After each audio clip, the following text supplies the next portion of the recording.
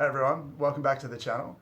So today what I'd love to get to is I would love to show you how to stretch tight quads, but more importantly, I would love to show you what you need to do to stop them from getting tight again. And I think it's a really important idea because as a physical therapist, we see a lot that there's this idea currently where stretching is a thing that you have to keep doing. That the best way to get you to a point where you feel looser is only earned once you're consistently stretching and stretching and stretching and stretching to the point where you eventually start to feel looser. And the idea is perpetuated and I guess highlighted by this concept that in order to stay loose, you have to keep stretching.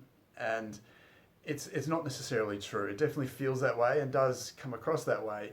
But we know that the human body isn't designed to be tight. It's obviously an abnormal thing that happens. But because so many people are tight and traditional stretching hasn't generally been super effective at making genuine immediate change, so it promotes this idea that the only way that you can become more supple is that if you just consistently stretch. But what we see is that if you can also address the root cause for why that's become tight, why that quadricep or quadricep muscle is being asked to stay tight, then any quadricep stretching that you do suddenly becomes a compounding exercise. That you stretch it and you come out of it this loose, you stretch it again, you get looser again, and you can keep chipping away at that until you're at a point where you're loose enough, where you want to be and where you're happy to be. So, but unfortunately what a lot of people find when they're stretching is that we do all this beautiful stretching and then the next day you're back to where you started, and then we have to keep doing this and then hope that that needle moves just a little bit and you can see some change. So hopefully by the end of this video, you'll know how to stretch your quadriceps in a really efficient, fast, really impactful way. So you see an immediate difference. But then what you can do, one or two things to look at to address to make sure that it doesn't keep tightening again. So hopefully it's useful for you in that sense. So before we get into it, obviously if you do go on to like the video, please leave a like below. It really helps support the channel. It helps these ideas and these videos get out to more people. And obviously to support the channel, it'd be great if you could subscribe below. It just means that you'll get the videos that we put out and you won't miss them. And that would be great. So I guess the first part of this is probably the most simple, and it's all simple to begin with, but we want to show you probably the most effective quadricep stretch that I've ever seen as a physical therapist. Now you can use a band, a power band, to ramp this up further, and I'll show you how to do that at the end. But the best way to stretch your quadriceps is via the couch stretch. And for those who don't know, we cover it a lot on the channel, but it was sort of popularized by Kelly Starrett. He's a very, very sort of famous physical therapist. He's a really good thinker. The profession owes a lot to him and what he's doing and what he's thinking about and the problems that he's solving. But the couch stretch is a brilliant way to free up your quads really quickly. But we want to add a few little tweaks in that just to make it more powerful. So how that basically looks is if you're going to do this on the floor, you want to have your knee in the corner, your shin up against something, and you want your front leg up into a lunging position. Now, this is quite a challenging position for a lot of people to get into if they're not used to it. So the reason why it's called the couch stretch is that if you can do this on a couch or on a chair, then basically that knee comes up a lot higher, the shin's up against the back of the couch or the chair, and obviously this leg is still on the ground, so it just lifts everything up a lot more and decreases the demands at the hip. But this is a brilliant way to stretch your quads because the knee's fully bent, but also part of the muscles that I guess flex the hip and act as quadriceps do cross the hip as well. So we want to make sure that we're trying to extend that hip to capture everything. So again, this can be tough for a lot of people, but it's a really powerful exercise. So we want to make sure that those hips don't shift off to the side and take the tension out of it, but simultaneously we want to make sure that the position that you're in is capturing that tightness or the best version of that tightness for yourself. So you might find it at the top of the thigh here, just below the hip crease. You may find it all the way down through the thigh. Either way, go hunting for what you can find. And the way to optimize this as a stretch, and the reason why this is so powerful, is we want to do some contract relaxing to, in a nice way, force the muscles to give instantaneously. So how that looks is that we take a big deep breath in, and then we tense those quads for 10 seconds. So that can mean pushing your foot back or pushing your shin back into the back of the chair or the wall. It can also mean just tensing up those muscles, squeezing your glutes, the hips in a good position, tensing it for 10 seconds, and then relaxing. And then what you should find is that you should be able to come back a little bit further into the stretch than what you could before, And then you want to repeat that process until you stop making change. So a deep breath in, squeeze everything, push your foot back into the wall, hold it for a few seconds, and then relax. And again, what we can do to make this even more impactful is that we can place your hip and place the band into the crease of your hip, and then take that back up against another wall, and then same thing again, coming up into that same high position. Now ideally this band will be pulling directly into the camera. It's obviously off to the side here because that's all I have to connect it to, but this biases the joint capsule at the front. And a stiff joint capsule can ask the tissue that crosses over the front of that to tighten up, in support, but also in the process of becoming stiff. So if this hip is stiff, the front, any tissue that crosses that hip can also become restricted. So using a band around sort of the gluteal fold, pulling that hip forwards, really opens up the front of that hip and gives you another piece of this puzzle. So again, deep breath in, tense everything, push your foot back into the wall, hold it for a few seconds, and then relax, and then you can take it up further again. And again, you can push your hip forward if you want to make that stretch a little bit more obvious through the front here. So from a stretching perspective, the couch stretch is by far the best stretch to loosen tight quads I've ever seen. Then adding that contract, relax on top of it includes your brain, tenses up the muscles, and then as you relax, that peak tensing is often followed by peak relaxation, and your nervous system feels comfortable letting go of that tightness. And you should immediately feel those muscles at the front of your thighs are looser. And if you don't, then you've done something wrong, because you should always expect that to change straight away. Now, the token sort of quadricep stretch that we see a lot is okay to do, but it doesn't really wind everything up as much. It doesn't wind up the hip. It doesn't put as much tension through here.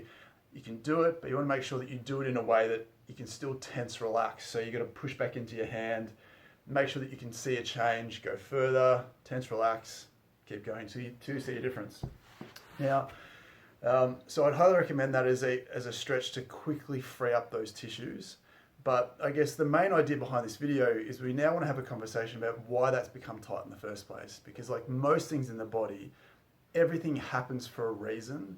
Nothing is just tight or just weak or just becomes painful. If you don't know what it is immediately, often it's a covert, relatively hidden dysfunction that you accrue through modern living. And quadriceps tightness is no different. It's the same as hamstring tightness, glute tightness, calf tightness. The single biggest reason why, or two of the biggest reasons why quadriceps get tight, the first is that your back is stiff. The second is that you sit a lot. Now, we'll get to the back idea in a second, but in terms of sitting, if you're often in a position where your knees and hips are bent at sort of 90 degrees and you're on the computer a lot, like most things, if you're not expressing that range of motion that you have, then the tissue around those joints and in between starts to become tighter, because without you realizing it, you're asking that to happen. You're not expressing that normal range, so it just doesn't get used and it becomes tighter. So if you do tend to sit a lot, it may explain why those quads keep getting tight. But the thing that I see probably more so, and probably has the most direct impact on this, and it goes probably hand in hand with sitting, is spinal dysfunction. So there's a nerve that goes down through your quads called your quadriceps, your femoral nerve, just your quads, quadriceps, femoral nerve. It originates at your lower back. So where your rib cage ends, there's 2 or 3 levels below there and down, which constitute your lower back. The top sort of few levels there, the nerves that come from that form the femoral nerve as it goes down the front of your thigh through the quads. So what can happen is, if you are in a bad posture all the time, if you're in a position where this section is consistently under tension and it becomes stiff, it can essentially pull a lot of the slack out of the nerves. And what that can do is it can create muscular tightness as well. Not only that, if you have some spinal dysfunction, and we're not necessarily talking about disc bulges or nerve root impingements or anything sinister that we equate with nasty back pain. We're just talking about rusty joints, tight muscles, weakened musculature from being in a bad posture all the time, or a bad shape more often than not. And if you become a little bit tighter and potentially weaker, your body will sacrifice peripheral function through the legs to prioritize sort of more central stability, central function. So we see the same thing with the hamstrings, but if your back is a little bit less stable, or the musculature of your back isn't necessarily working and activating to stabilize that spine, and the spinal levels that associate with your quads get tight, we get this sort of chain reaction of dysfunction that flows through the areas. So it starts at your lower back and it can end up with your quads being tight. So in order to stop having to stretch your quads forever, we need to make sure that we're improving the health and function of your spine. And a really good way to do that is with a foam roller. You can use a tennis ball or cross ball, it works the same anyway. But a very, very simple back stretch. We don't necessarily want to target the base of your spine, nor do we want to target the base of your rib cage. We want to go looking in between for areas that feel stiff and tight. And what you should hopefully find is, once you've found a spot that feels tight and stiff, we just want to get you to stay here. So it's not as well known as it should be, but rolling with a roller through your spine doesn't do anything, or doesn't make a lasting impact like staying on a particular spot. So if you can find a spot, again, you can recline back if you need to. You can have some pillows here. And again, lift your bottom up. You can bring your bum down or your bottom down to tension up the spine. Find the spot that feels comfortable for you. So for me, this feels comfortable.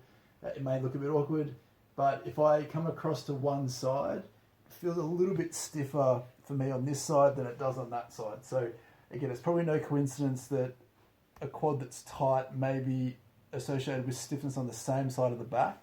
But the idea is, once you found it, you want to stay here until you feel like it starts to soften, and then you want to systematically work up a little bit or down a little bit, depending on where you feel the stiffness and tightness in your back is. And then once you've freed that up, you should feel like that quad also doesn't feel as tight. Now, it may not necessarily reflexively ask that muscle to give as much as the couch stretch does with the contract relax stretching, or the PNF model. But what you'll find is if you can de-stiffen that spine, then as your body sort of recalibrates and sort of returns more to normal than it was before, you won't feel like that quad tightens back up again, or it won't tighten up as much. So whether you'll see an immediate improvement straight away, or whether you should see a compounding improvement over time, a very short amount of time, you should still see change. And your baseline of where your quad tightness is should get better and better the more you do this. Because if you see that you're back to square one again, then something's gone wrong with your spine again. Either you've just got back into those same shapes, that back's become stiff and tight again, it's been overloaded, and that quad's going to get tight again. So we need to make sure that we're looking at things not just as an isolated muscle being tight, but looking at the body as this complex system of systems that ask things to be a certain way without us realizing. So if you're not prioritizing good postures, if you're not prioritizing good spinal mechanics in terms of mobility and strength, then you can't expect your peripheral muscles to be loose and strong and stable and functioning normally. So if you're someone who suffers constant quadricep tears or quadricep tightness, if that plagues you, there's generally going to be something wrong with your back. Whether it's something nasty, which is maybe less likely, but mechanically and functionally, that mid to low spine isn't doing what it needs to be doing on a daily basis. And you need to double check the positions that you're putting it in if you want to solve that problem long term. So obviously freeing it up, getting it stronger is important as well, but the mobility aspect can make a huge difference very, very quickly, and you deserve to see that. So hopefully that helps give a little bit of perspective as to how to stretch your quads. And there's a million ways to stretch your quads, but the couch stretch with the PNF contract relax is the best thing I've seen. You can add the band if you want to add a little bit more to it. Start on a chair, work your way down to the floor if you can tolerate it. If you can't tolerate it, then it just tells you that there's a problem there. You can get better at that and improve on that over time. And then once you've stretched it out, you've got to make sure that you're following that up with better spinal shapes, better spinal function. And then when those two things are at a good enough level, or as you get to that level, you should just see progress. And if you don't, there's something there that needs to change that you haven't quite addressed yet. So please let me know in the comments how you go. Again, please leave a like, subscribe, support the channel if you could. But until tomorrow, until next time, we'll see you there.